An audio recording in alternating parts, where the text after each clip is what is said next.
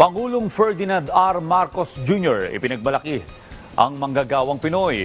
Pamahalaan tiniyak na tuloy-tuloy ang pagsisikap ng pamahalaan na mabigyan ng ligtas at makataong trabaho sa iba't ibang bansa ang ating overseas Filipino workers. Ang detalye sa report ni Claysel Pardilla.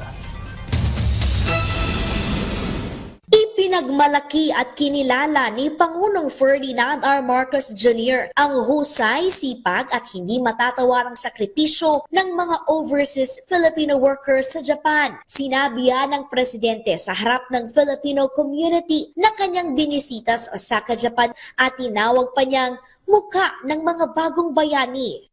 Alam nyo, lahat ng makilala ko, presidente, prime minister, hari, sultan, kung ano man basta yung mga leader na ano, ang unang lagi sinasabi, lahat ng mahal na mahal namin yung mga Pilipino na nandun sa amin. Gustong-gusto namin ng Pilipino. Dahil, unang-una, siyempre, importante sa akin, napakasipag. At saka, kahit wala na sa yung pakiusap, madaling pakiusapan, kasi tumutulong kahit wala na sa trabaho.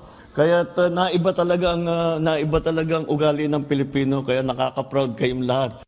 Siniguro ng Pangulo ang pagbibigay ng buong suporta sa mga OFW tulad na lamang ng pagtanggap ng mga bilateral labor agreements sa mga bansa na layong makapaghatid ng mas maraming oportunidad sa mga Pilipinong nais mag-abroad.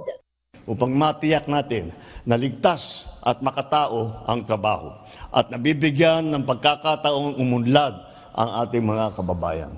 Pinabubuti rin ang serbisyo para sa mga OFW mula sa kanilang pag-alis ng bansa hanggang pagbalik ng Pilipinas. Sa ilalim ng Administrasyong Marcos, napakikinabangan na ang OFW Airport Lounge. Nakatatanggap din ng tulong pinansyal at pagsasanay sa ilalim ng Balik Pinas, Balik Hanap Buhay program.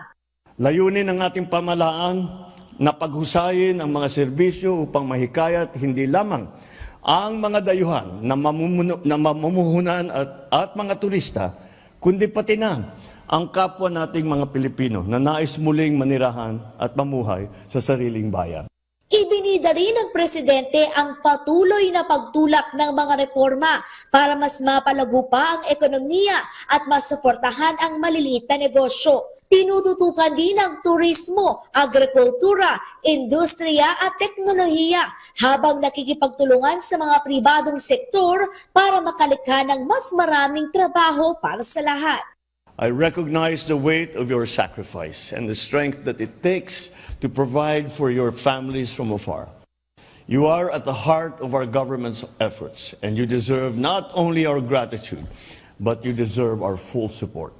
Sa susunod na taon, nakatakdang ipagdiwang ng Pilipinas at Japan ang ika-70 taong diplomatikong relasyon ng dalawang bansa. Pinagtibay-ane ito ng kasaysayan, pagkakasundo at pagkakaibigan. Hinikayat niya ang mga Pinoy sa Japan, lalo ng mga kabataan, na pagtibayin pa ang pundasyong ito na tulay sa pagkamit ng mas matatag at mas masaganang relasyon ng dalawang bansa.